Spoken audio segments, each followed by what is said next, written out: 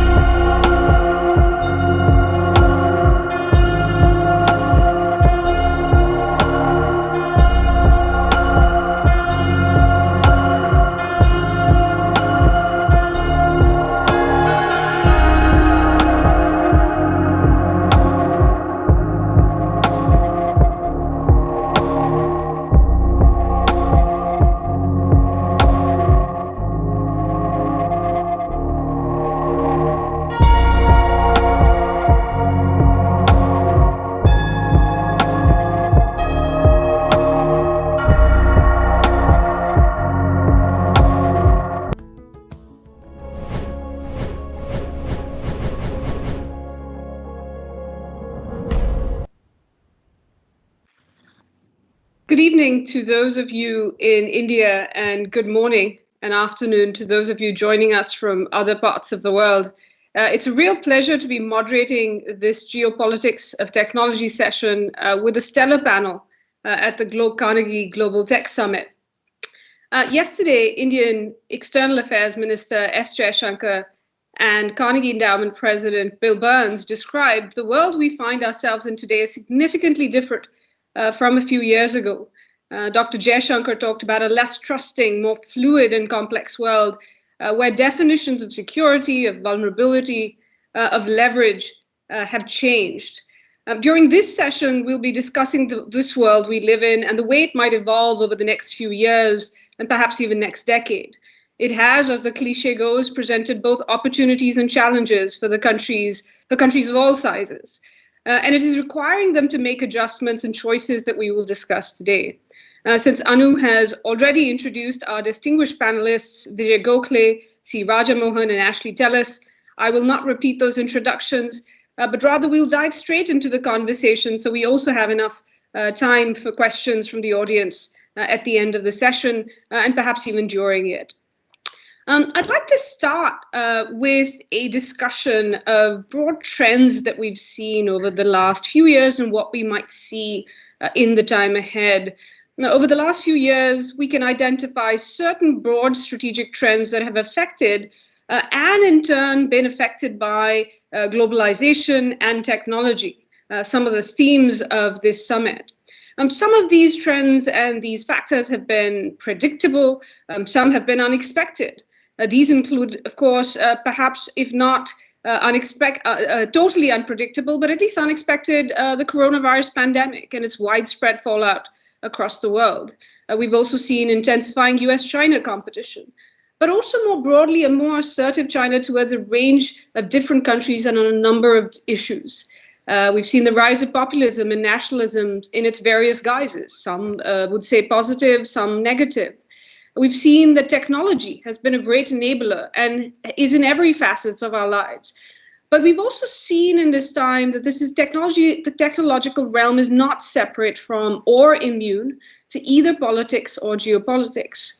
We're seeing countries that are seeking greater resilience and debating what the right balance of reshoring versus diversification is to achieve that objective.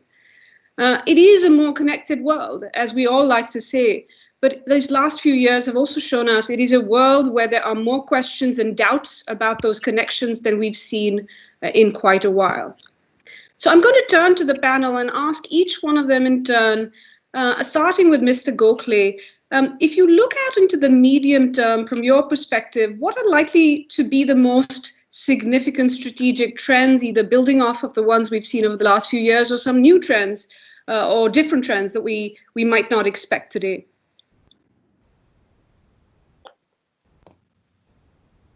Mr. Gokhale, I think you might be on mute. Thank you, Tanvi. I see a couple of interesting developments. Let me begin with the most obvious, which is the intensification of Sino-US relations.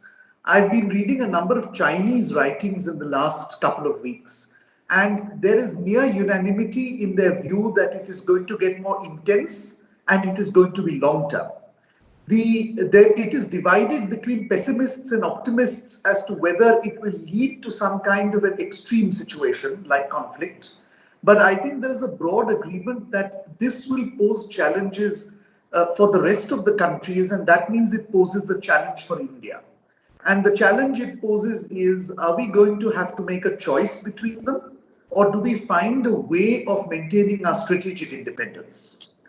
I see a very definite second trend, which is the continuation of the concept of the Indo-Pacific. But I have to acknowledge that political changes in Washington and Tokyo will still have to be watched to see whether President-elect Biden and Prime Minister Suga will follow the path set by President Trump and Prime Minister Abe. And we also have to bear in mind that now not just China, but others are lining up behind the Chinese to oppose the idea. You would have seen Foreign Minister Lavrov's statement a few days ago. He has very clearly expressed his opposition. The worry is that a few other countries are lining with them, like Iran, for instance, or some of the ASEAN countries even, might have an issue. So the question, of course, is how will the Indo-Pacific vision roll out? But one other question for India is whether or not the Indo-Pacific vision will provide an economic alternative to the Maritime Silk Road Initiative. Because otherwise, I find it difficult to explain how we will have an Indo-Pacific vision that stands on one leg, which is the security leg, since we have opted out of the RCEP. And of course, the United States also has opted out of the TPP. So I would say that is a decade of Indo-Pacific that bears watching. The third, of course, is technology, and you have already talked about the advantages we've all derived. But I think what ought to concern us as Indians and the globe in general is, again, are we going to have to make a choice? To my mind, whether or not we should use Huawei for 5G technology is a false choice for 1.3 billion Indians, because we either subject ourselves to technology developed either by China or by the US/West, and then we become just a consumer, and another Berlin Wall goes up, the digital divide. Or I would think that as 1.3 billion Indians, we ought to be developing technology, innovating. And I think that's the challenge that Prime Minister has set in what he calls Atmanirbhar Bharat. And lastly, of course, and this I think is an entirely new phenomenon, is the coming together of China, Russia, Turkey and Iran. Now, this is by no means for sure. I think they're standing back to back at the moment, guarding each other's backs, but they can just as easily turn to face each other. And so the question is, will you have a Eurasian heartland versus an Indo-Pacific rimland rubbing up against each other? The Russian think tanks are already talking about it. It's something that bears watching from India's perspective, because technically we are both heartland and rimland. So I'd at least say that these were four areas I would be looking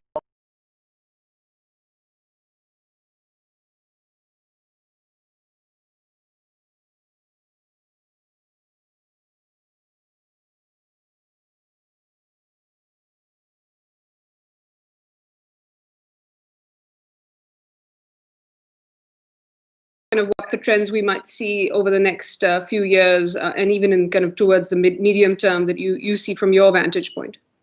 Sure. Thank you, Tanvi. I think the most obvious thing that occurs to me is that the next few years will be spent simply consolidating recovery from the pandemic. It's taken an enormous toll of all the major global economies, and some will come out better, some will come out worse. Health questions are sort of mitigated immediately through the widespread distribution of a vaccine. For the various major economies of the world to come out to their pre-pandemic levels of recovery, I think that is going to really occupy, statesmen, policymakers, et cetera, and that will have an impact on the balance of power, right? Because there will be material consequences depending on who comes out faster than the other, and there will be reputational consequences, and this is where, the quite impressive comeback that the Chinese and many of the East Asian economies have made, provides an alternative source of legitimization, in the global competition that Ambassador Gokhale was talking about. So I would flag the pandemic as being very important. Second, I agree with Vijay completely that we are moving towards intensified US-China competition. But to my mind, that will take two forms that I think are worth thinking about. One is a gradual evolution towards bipolarity in the international system in a way that we last saw about 30 or 40 years ago. China and the United States will be in quite a different league compared to the rest. And with that evolution towards bipolarity will come a contest over systemic rules. And you will see that the rules of the system are going to be challenged in almost every area of activity. The last thing that I would flag is, the future of globalization and the restructuring that, the Trump years have put into motion. We took globalization for granted for several decades now. It looks like we are moving towards a more fragmented world. And the last point that Ambassador Gokhale ended on, which I think is really the fundamental issue, are we going to replace a globalization that was literally coterminous with the whole system with now smaller networks of coalitions or countries? And what does that mean for choices that have to be made, and so on and so forth. So the fracturing of the global order into more splintered parts and the implications of that splintering for different countries are things that ought to be watched. Roger, your column today, in fact, actually talks about such coalitions, issue-based coalitions, and like-minded partners who India should work with in the technology space. And I'll come back to that later on in the discussion, but I just want to turn to you for your sense of the trends that you see that will be significant. Raja, I think you're on mute. You mentioned just three broad themes. I might broadly, the themes were covered by Vijay and Ashley, but my sense is that the biggest difficulty for those of us, who dealing with the US-China relationship, is the nature of domestic politics in both the countries has become a variable. And if you asked 5 years ago, 7 years ago, how China would evolve under Xi Jinping, nobody would have thought the kind of changes that have come. Similarly, in the US, what Trump has done to US policies is quite surprising. And I think everyone is debating how much of that will endure. And the domestic dynamics, until now, you could imagine great power politics, especially between US and China, as a interaction between the two states. But the domestic dynamics in both the countries, I think, are going to create an extraordinary complexity, which is going to be for all of us to keep watching.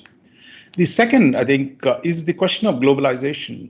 And Ashley talked about fragmentation, but my sense is there is a deep backlash against globalization in a country that was its principal champion, the United States. That the Washington Consensus was to have laid out a set of rules, and everyone was adapting to it the best way they can. But the question today is the contestation within the US itself. That Trump's disruption on questioning many aspects of globalization, economic integration, free trade, open borders. All three have been challenged by him. Now, the problem is going to be that this system that Biden's talk, when he today talks about, so far what we've seen, he can't simply abandon everything that Trump has started. If it is going to be, Carnegie did a lot of work on the foreign policy for a middle class, that calls for taking into consideration the kind of questions that Trump and his followers have raised. On the other hand, the main supporters of Biden, the Wall Street, wants to go back into China, do more business in the financial sector. The Silicon Valley doesn't like the kind of controls that have come. They would love to go back, while the farmers would want China to start buying. So I think there are internal contestation of the China policy are going to be so severe that is going to be a problem. And I think my sense is Biden simply can't go back to WTO. He said he won't sign new free trade agreements. So we are seeing, I think, a recasting of globalization. I don't know if it's fragmentation or not, but certainly the terms on which the major economies are going to engage each other. There is rethinking in the US, but China is, on the other hand, says, look, they're the champions of globalization and they're going to integrate the region. So this is going to, one part of it is fragmentation, but the other part is like India, what India is doing. How do you adapt to globalization through whether you call it self-reliance, America first, or middle-class foreign policy? There are questions that the internal rearrangement is going to be central. And finally, question of technology. The technology has become a principal point of contestation between US and China. One about values. China is saying, look, technology that we can, our strength in technology is creating an alternative system. While the West is in crisis, can't handle pandemic, the success of the Chinese system shows we are better positioned to handle the crisis and we have a better technology. Second, on the economic front, of course, how China uses this technology to elevate its economy. And finally, it's also linked to geopolitics. So technology becomes quite central. And there, I think the issue is, if the nature of the forces of production, if you use the old Marxian framework, that the fourth industrial revolution is about change in the forces of production. But as we know, forces of production also produce changes in the relations of production. So the internal rearrangements in the large economies and then the relationship between different economies, I think are all up for grabs. So it is going to be triply uncertain world that we're going to deal with. I think one of the kind of interesting threads that your comments, and I think Ashley's as well, has brought up is this question of values and ideology. And while we can talk about what kind of competition this is going to be and the analogies to what it was in US-Soviet competition, this has been one of the things that I've seen actually more widespread discussion of, even in countries like India, which usually didn't focus on the ideology of competitors as much in the past. So I want to come back to that along those lines. It is interesting also, Raja, on your point today that President-elect Biden said, or yesterday in a conversation with some Republican senators, he didn't name them, but said they would be willing to work with him, particularly on two issues, China and infrastructure. So it's coming into domestic politics. Perhaps it actually might be the one unifier in some odd way where it could bring some different factions together. I want to talk a little bit more about China because it is the theme. Raja, did you want to jump in there? Raja, you're on mute. Yes, yeah. So you want me to come in on the China question? No, I thought you were jumping in with a question, but I'll come back to you if you don't have one. Yeah. I do want to kind of focus a little bit on China because, as all of you mentioned, it is kind of this shadow overhanging the kind of a lot of the areas we're talking about, and it is a far cry. Over a couple of decades ago, I used to work. One of my first full-time job was in the technology industry, and that was the heyday when people were talking about the end of the nation state, particularly in the technology world. I would say it would be very hard to argue today is that we, particularly because of China, can argue that any realm is insulated from geopolitics and nation states. And we've seen the developments over the last few months, over the last few years, have had various countries, India, other countries in the Indo-Pacific, Australia, very strikingly, European countries who had kind of, in some ways, been kind of above the geopolitical fray, or thought they were until very recently. And the US, of course, each one of these countries having more strained relations with China, looking at it from a very different perspectives, various calls for reassessment of ties with China, not just, and that resulting in impact on policy domains, whether security, trade, technology policy. Mr. Gokhale, you've worked on China for many, many years. You've been writing about it all year. Could you tell us that, this is certainly the case in India about this call for reassessment, and you've written about this. This was supposed to be the year of the two countries commemorated 70 years of diplomatic ties. History, though, will remember it as memorable for very different reasons and less positive reasons. So where do you see the India-China relationship today? And particularly, where do you see this relationship going? What kind of policy changes is this going to result in, given the greater concern about Chinese behavior in India? Yeah. Well, Tanvi, the incident in the Galwan Valley, 15th of June, that was a seminal event in India-China relations. Because for the first time in 45 years, we had fatalities in the two border guarding forces. And a central pillar of the relationship, as crafted by Prime Minister Rajiv Gandhi and Deng Xiaoping, was based on the fact that we could handle a territorial dispute which was quite large, probably the largest in the world, without resorting to violence and without loss of life. Now, essentially, that central pillar has collapsed. And therefore, I think two things are bound to happen. I presume a review and an assessment of the relationship is already underway in government, even though we are still grappling with the immediate problem in Eastern Ladakh. And based on that, a decision on whether to recalibrate or to entirely reset the relationship. But I would draw a few tentative conclusions. In the first place, I think China's aggressive behavior in Ladakh, and you can only describe it as that, when India was grappling with the pandemic, has seriously eroded strategic trust in China from the Indian side. The short point is you don't kick a person when they are down and out, down. Secondly, I think we need to be careful in sort of throwing the baby out with the bathwater, because while portions of the construct that was built in terms of ensuring peace and tranquility failed, it is also true that some of the mechanisms continue to work. For instance, the border personnel meetings are taking place, the official level WMCC is taking place, the SR mechanism is still in place as well. So I think there is a certain resiliency in some of these structures, and I wouldn't say it is all bad news. But I think the crux is this, Tanvi, that if we can't resolve the LAC problem peacefully, and at the moment, at least from the media, I don't get an impression that there is an early resolution, then moving ahead on other issues will be difficult. But if we can resolve this peacefully, it is my conviction that at the political level, given the stature that Prime Minister Modi and President Xi Jinping enjoy in their respective countries, and the fact that they know each other, they understand each other, that there can be a rebuilding of the relationship. And I just want to end by harking back to history.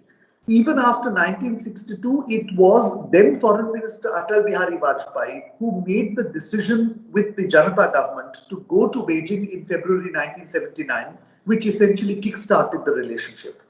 And again, it was Prime Minister Rajiv Gandhi, after the whole Sundurongchu incident and our recognizing Arunachal Pradesh as a state, who made the political journey. So initiatives in India-China relations have not come from the bureaucracy.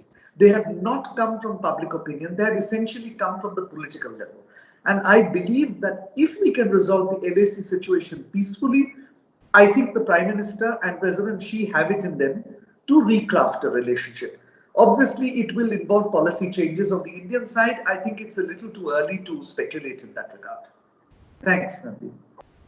Ashley, partly India is not the only country because of what's been happening in the last few months with India-China relations, but a number of countries in the Indo-Pacific which you've got a great new article about in the Washington Quarterly, saying the one aspect of perhaps one initiative of the Trump administration that you hope will continue is the Indo-Pacific strategy.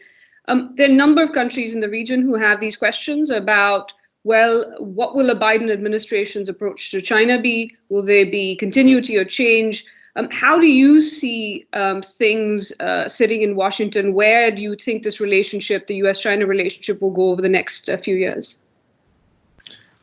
So it's hard to describe what a possible Biden policy would be in its details, but I think you can identify some elements that would frame the broad relationship with China. The first element I would go to is the one that Raja flagged, which is that there is a quite widespread popular consensus in the US, whether you're on the right, in the middle, or on the left, that China represents a strategic challenge to the United States, which means that there are very few constituents left today who would argue for a straightforward going back to the world they knew.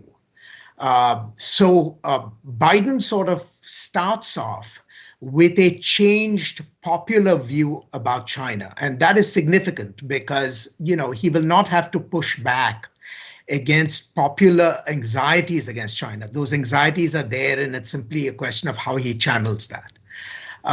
So competition is here to stay, both for popular reasons and for elite reasons.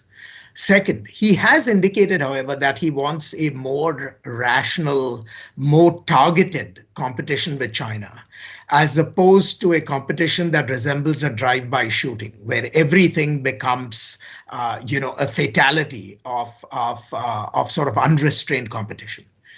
My own view, though, is that that is going to be hard to pull off. I mean, he has identified things like pandemic cooperation and working on the environment as being opportunities. So if you take him at face value, the relationship will become more mix-sum rather than more zero-sum. But I think that can be, sort of beguiling, but not true. I'll give you a simple example. Even if we say that the competition is only about technology, right? You begin to recognize that almost every area of the US-China relationship is impacted. Trade in goods impacts technology. Trade in technology itself, commerce across boundaries gets impacted by competition. Capital movements get impacted if you have a competition in technology. Movement of peoples. We've already seen US decisions made about allowing, Chinese citizens to work in labs and so on and so forth. And movements of data will all be implicated by even a very narrow fight about technology. So no matter what we imagine an improved China policy will be, I think the structural constraints will still be very high. The one big change that I think one will see from the Trump era will be a determined effort to build coalitions vis-a-vis China, to work with friends, allies, partners, which Trump was not too attentive to. But by and large, I think, President-elect Biden will be constrained by some structural factors that are not going away. Raja, it's, one of the things that sometimes there's concern, not just in India, but in many countries in Asia, including from some in Singapore where you sit, has been not necessarily that it's mixed sum, but what that mix will look like, because there's concern that in the American administration sometimes will kind of temper competition perhaps, or criticism because of other domestic or other imperatives like climate change. What do you think India will be looking for in a Biden administration's China and Indo-Pacific policy? What are the signals that India would want to see, and what are the concerns it might have? And I'm going to kind of wrap up one of the questions that we've got from the audience in this. Could strained US-China relations benefit India? Look, I think India will look at two structural problems that are there now in the US policy towards this region. I think one is the US going to be focused on producing a balance of power in Asia, or is it about resetting the relationship with China, which is a very, very important economic partner and a necessary partner in dealing with the global issues. If it is an Asia first policy, you have one set of outcomes. But if it is a China first policy, you have another set of outcomes. Of course, the clever policy papers that have been going around in Washington, which say, look, competition without catastrophe, you can frame this, but in operational terms, as Ashley said, there is going to be continuous problem of how this is going to be read in the region itself. And I think the danger in the region today is already Chinese power is neutralizing, Finlandizing, if you will, a large number of its neighbors, including traditional allies, treaty allies of the United States. That includes Philippines, Thailand, South Korea, of course, you can, depending on how you read the situation. So I think the Chinese power is seeking to neutralize. And I think any wrong signaling or a sense of wavering on the part of Washington will produce even greater tendency for neutralization on China's periphery. The second problem, related to this is, as US, you cannot expect US not to deal with China, because even under the Trump administration, while Pompeo was talking about a structural, fundamental confrontation, Trump was talking about trade deal. I mean, there was always room there for a deal. So the question then becomes how much of engagement, how much of contestation. And I think that internal battle, I think, is what we're going to see. I'm not really worried about whether you use the word Indo-Pacific or not, but the question is, are they ready to continue to balance China? And do they need to do what it takes? Because geography, regional balance will increasingly tilt towards the Chinese side. Therefore, the old structures, the old alliances that you created are going to be problematic. I think on the question that you asked, will it benefit India? It depends on what we do. I mean, it's not like a Beijing duck that's going to just fall in your lap without us doing something. But I think irrespective of what US and China do, I think India's imperative to balance Chinese power, because today it threatens India's territorial disposition, is blocking India in a range of global issues. So whether the US goes with China or not, India's problem with the Chinese power is there to stay. And a US-China getting together will make it worse. But the problem for us, the imbalance in the power equation with China is not going to disappear. And I'm not betting on a benign China that if we keep quiet, they're going to be nice to us. So we have a bigger problem than all other countries, including Japan and the US and Australia, because our problems with China are far more difficult and far more deeper. Mr. Gokhale, in some ways, this fundamentally is what makes the kind of US-China competition for India very different from US-Soviet competition. That one of the antagonists is an Indian rival, if we at the mildest form, others have used words like adversary and even more. But this brings up this question of choice. Each of you has written about choices in various ways. And in the course of this discussion, we've talked about a fractured world, a balkanized world, and not just strategically, but potentially digitally as well. And this could and will require countries to make choices of all sizes. And you wrote I think it was in 2018 when you were giving testimony to the Parliamentary External Affairs Committee, you envisioned this world of US-China competition, said it would require choices from India, whether or not it turned into bipolarity, a bipolar competition. And I want to ask you that in the context of a more assertive China since that time, since 2018, do you see India's choices as different today? What are the opportunities and limits with regard to the US relationship for India? And what is the prospect of India making those choices vis-a-vis US and China? Yeah. So, Tanvi, I think that strangely COVID has given an opportunity to India, because the bipolarity was happening in any case. That is my view. And the question of whether we must choose between one or the other and whether we can maintain strategic autonomy or independence is a choice that we would be confronted in any case, COVID or not COVID.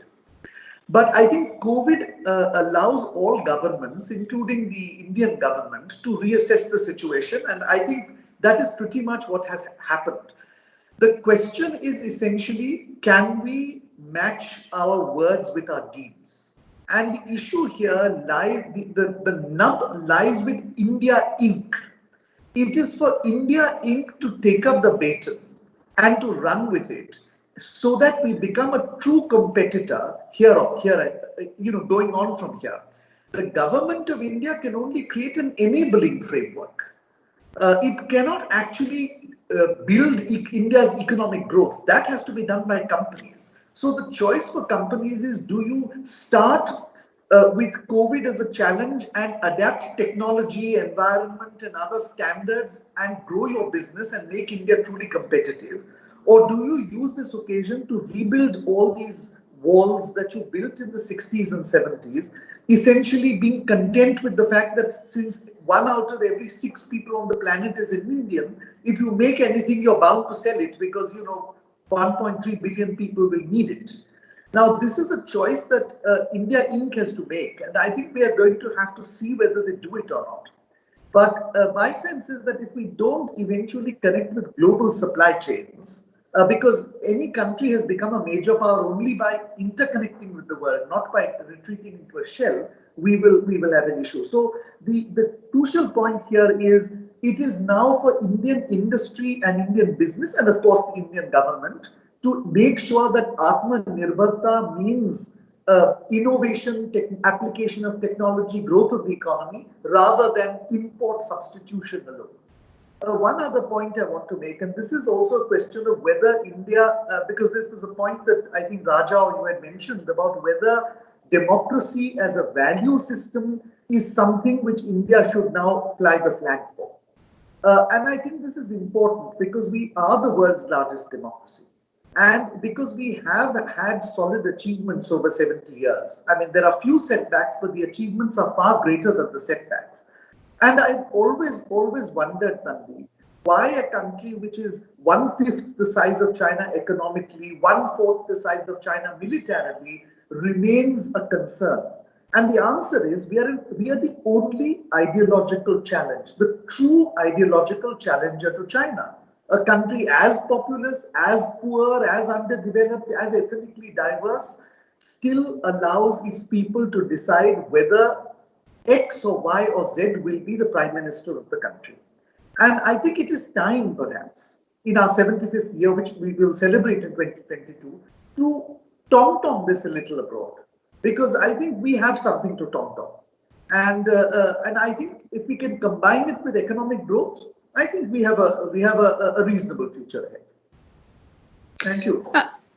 Actually, that brings up kind of an interesting point, because historically we've seen the US, and arguably the US, the last few administrations, kind of echo that call from the Eisenhower, Kennedy, Johnson administrations exactly on that front, that the US needed to be invested in India's rise because of what Barbara Ward, the British economist, called the fateful race between India and China. What are the kind of, Mr. Gokhale talked about some of the choices India will need to make, and they won't be easy. I guess no kind of major choices are, but we've got this question also from others about kind of from Wolfgang Pape, for instance, about kind of India's attitude to the world economically. And particularly about RCEP, but you can even frame this more broadly. What are the kind of choices you would like to see India make as somebody who looks at this from the US side, and he has been worked in administrations that have seen this idea of wanting to see India succeed as a democracy and not just a geopolitical counterbalance to China? So I think the broad answer lies in the remarks that you yourself made a few moments ago, which is, for the first time, the United States and India are challenged by a single power simultaneously. And that remains the structural precondition for whatever the two countries can do together. I don't think there are any expectations in the United States that India will give up its freedom of action, or that it should give up its freedom of action. So in that sense, the expectations here are not about India becoming an ally in the formal sense of the word. But I think there is a hope that there will be an ever closer tightening of the bonds, which lead to practical cooperation. And let me flag, I think, 3 dimensions that are sort of worth considering. First, in the economic area, given that India is now beginning to create space between itself and China, the question to my mind is, would New Delhi be open to greater economic integration with the United States as a form of compensation. If we are moving towards a globalization that is not going to be uniform, which is going to be network sort of shaped, does India want to be part of that alternative network, which will be essentially revolving around the United States and the West more generally? And so can we put behind us, the silly disagreements that we have on economic issues, some of which are actually quite petty in the scheme of things. The second has to do with military cooperation. Again, there is no expectation of a collective defense or a collective security agreement. But I think there are hopes that both sides can routinize military cooperation in very practical terms. That is, can we work together, for example, in the Indian Ocean against the challenges posed by China and otherwise? The foundational agreements have provided us, the framework to do that. Now, can we make that cooperation routine without having to constantly appeal to political authority for even the smallest things that have to be done?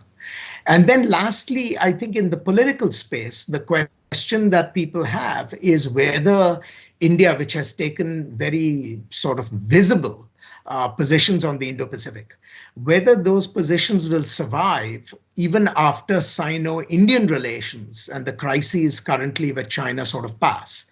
Or is this just an episodic upsurge in response to the China problem? I think the best hopes in Washington would be that this is the foundation for something more enduring and longer term. And I think if we can manage to sort of put these building blocks in place, then we are actually in a good place. And we can do so without India having to abridge its own desire to stay independent. Raja, one of the ways that India has kind of stayed independent, maintained its strategic autonomy, even when it has faced these challenges, like China, has been what I like to call a diversification strategy, which is maintain this diversified portfolio of partners to hedge against uncertainty, but also to create space for itself. You've written a lot about kind of what everybody's calling like-minded partners these days. And Australian Foreign Minister Marise Payne pointed out very recently that this is not just a US-China story. There are a number of other powers, each of which has agency and will not be a bystander. And there are a number of different countries that fall into that. What can the US and India do together to work with these like-mindeds? Where do you think the best scope for cooperation will be? But also, what are some of the key divides you'll see amongst these like-mindeds? Essentially, where will they not be like-minded? I think this is the area I would see India's engagement expanding in a very, very significant way.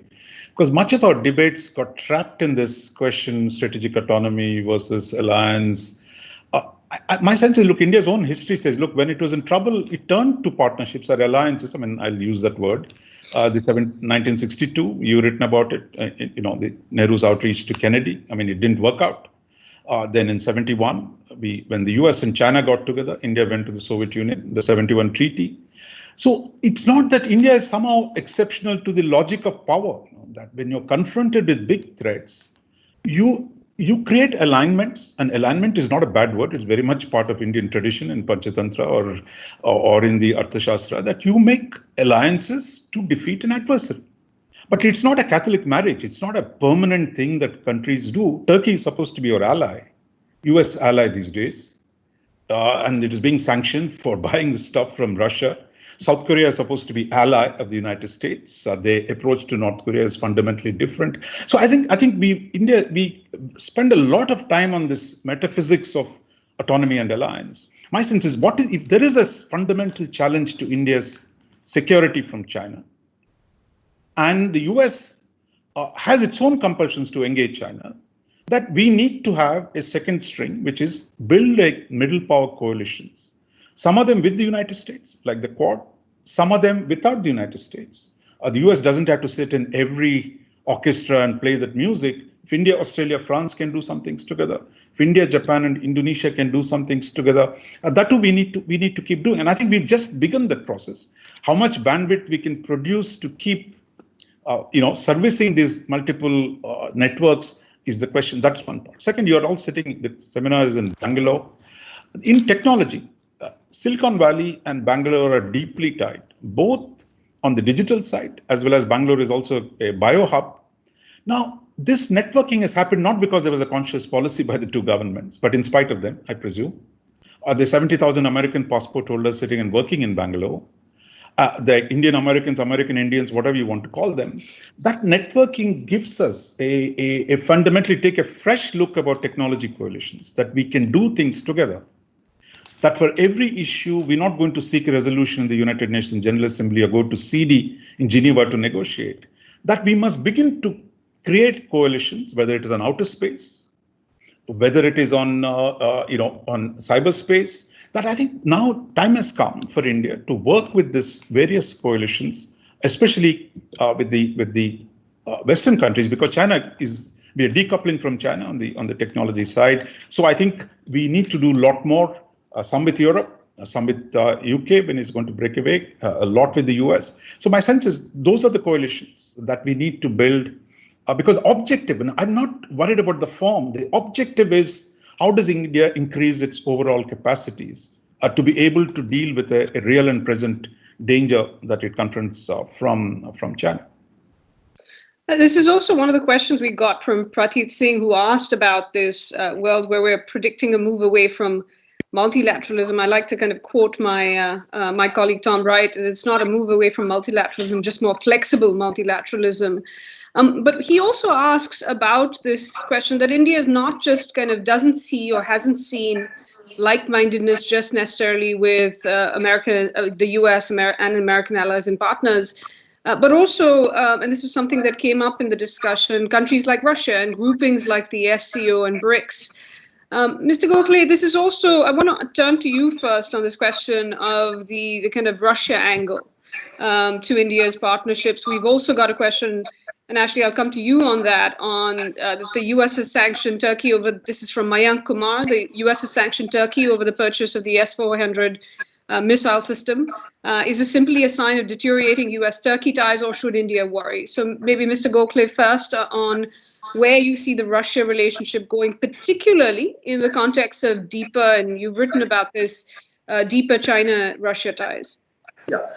Well, briefly, Tanvi, I just want to point out that since the time of Prime Minister Vajpayee, all governments have actually engaged in what our current External Affairs Minister calls multi-alignment.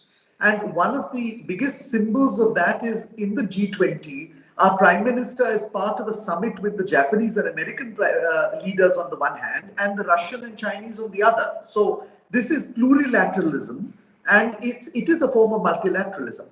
Coming to Russia, I think my own view is this is a key relationship for us. We have no fundamental conflict of interest between us. We cannot forget that in the past, the Russians have stood by us on issues of core concern, and we have done the same with Russia, that they are an important supplier of energy as well as defense equipment. On the other hand, it cannot remain a transactional relationship. It cannot be based simply on buying and selling of weapon systems or even of oil and gas. It has to move towards a more balanced relationship. But on the other hand, we have to bear in mind that the Sino-Russian relationship is more than just a relationship at the moment. It is certainly a partnership. And there are people who call it a quasi-alliance. From my perspective, it would be a nightmare for us if there would be a Sino-Russian alliance in any way. I mean, it goes against the balance of power theory. It goes against Chanakya's Mandala theory. So we have to make a special effort to ensure that Russia remains aligned with India and India remains aligned with Russia. It doesn't necessarily mean we cannot strengthen relations with the United States and others, but we should not let this relationship slip. Indeed, President Putin himself suggested that he wouldn't rule out an alliance and noted particularly defense and security cooperation with China, including the strengthening of the PLA as one of the highlights of that relationship. Ashley, how does this fit into kind of how the US sees things? How much of a problem is the fact that India is or has been making an effort to keep Russia on side, or at least not from going over to the other side, so to speak, entirely? So I think there is an understanding in the US, no matter what the rhetoric suggests, about the India-Russia relationship. I think there is a recognition that India cannot separate itself from Russia for all the reasons that Ambassador Gokhale identified, which is why our response on the CATSA waivers will be very different where India is concerned in comparison to Turkey. The Turkey decision was made partly because people are irritated with Erdogan for various reasons, but beyond just the irritations of process, because Turkey's decision to buy the S-400 really undermines our capacity to do collective defense.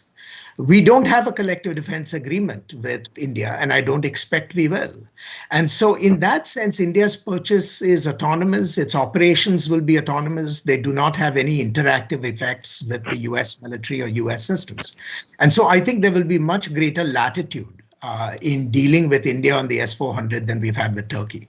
But let me come back to a point, responding to something that Vijay said. I think the difficulty that India is going to face with Russia is that no matter how much India values the Russia relationship, I think today Russia values its own relationship with China more than any other bilateral relationship in the world. And that is because the Russians have a beef with the United States. And they see China as being in an analogous position, and therefore there is a meeting of the minds, at least with respect to the West and the United States in particular. Now, that is a minefield that India is going to have to navigate, and no matter how much it attempts to protect the Russia relationship, it will have to recognize a very simple reality that the Russians need the Chinese more in their confrontation with the West and the United States than they need India. Now, this doesn't mean that India doesn't have options. The best I think India can do is create a little space between the Russians and the Chinese. But it would be hard to expect Russia to treat India as being really its most important priority, particularly when China is in its peripheral vision. Vijay, I want to turn to you a question we've got from Ratna on and there's a couple of questions about India's kind of response to the boundary crisis, or actually even before with post-COVID, with some of these restrictions, whether it was kind of or extra scrutiny that's being placed on certain Chinese companies and interests, whether in FDI, whether in tech. Ratna's asked about how you perceive the kind of banning of Chinese apps as a means to counter China. Is it kind of going to be effective? And there's also a question for both you and Mr. Gokhale on Huawei. And Kabilan CL asks, how do you see the recent inclusion of Huawei in the 5G tech acquisition negotiations and India's hesitation in taking an outright stance on it? Look, I think on the first question, I mean, India's decision to not to sign RCEP, the Asia-wide trade agreement, preceded the Ladakh aggression. So there were problems in terms of the trade deficit and the whole range of issues relating to the economic relationship with China. But I think after the Ladakh aggression, India's escalation, you can call it the horizontal escalation through economic measures, so impose some costs on China. So I think it is part of that. And I think that's what we've done. And I think on the digital side, even more. So that seems to now a conscious policy. And any strategy of India for Atmanirbhar Bharat, of greater self-reliance, would necessarily involve decoupling from China to the extent that you can. Because today the manufacturing sector or the Chinese investments in some of the digital side, you need to break out of it. And I think that is going to be a longer term strategy.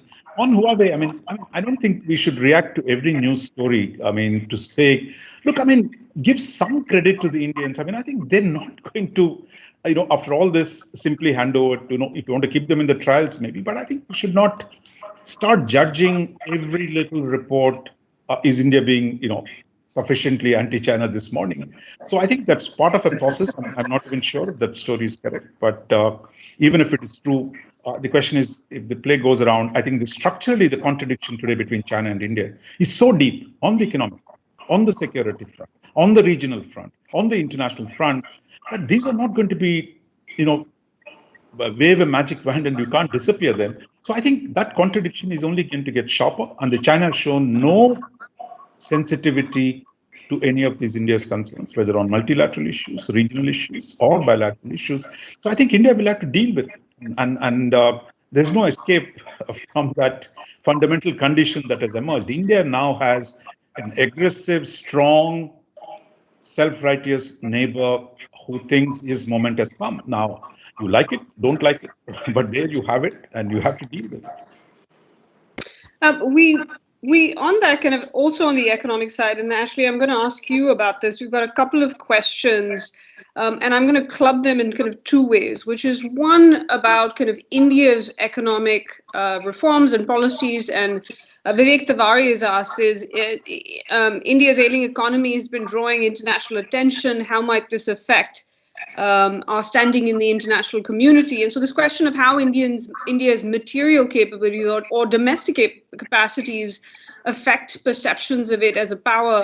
And on a related kind of note is, how can India work with the US, or how can the US and India work with each other to, the question comes on the Belt and Road Initiative from Tanvi saying, how can the two countries work together to present alternatives with this new Biden administration, particularly in South Asia?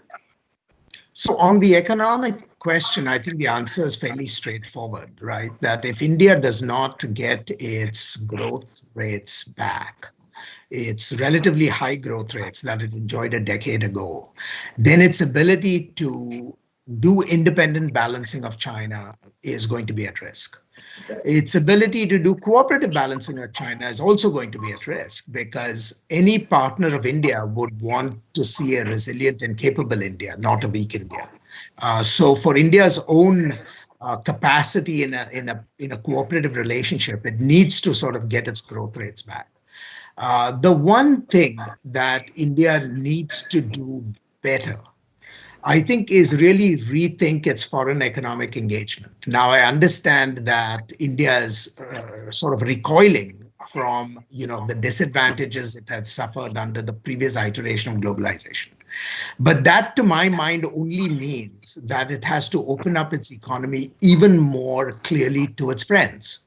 And it has to figure out who those friends are in the world. And if it is willing to make the decisions that involve greater integration with the United States, with the West, I think it allows itself the opportunity to recover some of that slow growth that it has seen in recent years. On the specific question of, counter BRI, India is already working with the United States on a whole range of initiatives, but those are relatively small in comparison to BRI, obviously, almost by definition, because when the Chinese state brings, state-level economic resources, unless you have a countervailing coalition that can bring equivalent resources, you're always going to be, playing small ball. But India and Japan, India and the United States have begun to work with third countries. To my mind, the great opportunity was really the export of India's digital ID platforms as being something that could make a huge difference, for example, in interior Asia and in Africa.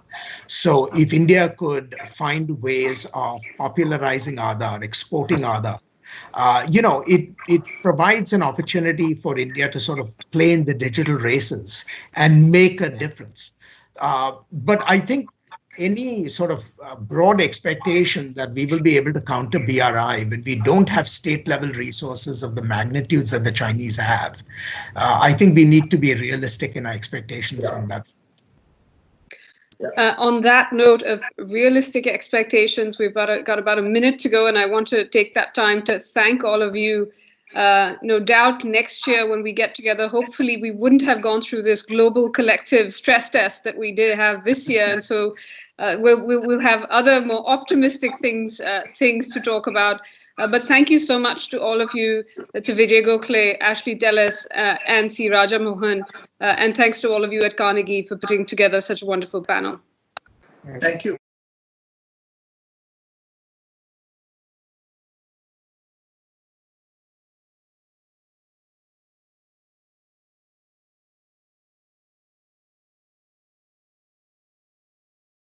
Thank you to our panelists for this superbly interesting discussion on the world we live in.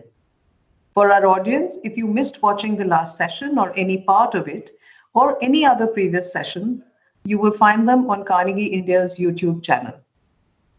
And now, to set the context for India's emerging data architecture and to explain the thinking around personal and non-personal data protection regulatory environment in the country, we have a curtain raiser by Anirudh Burman, Associate Fellow, Carnegie India.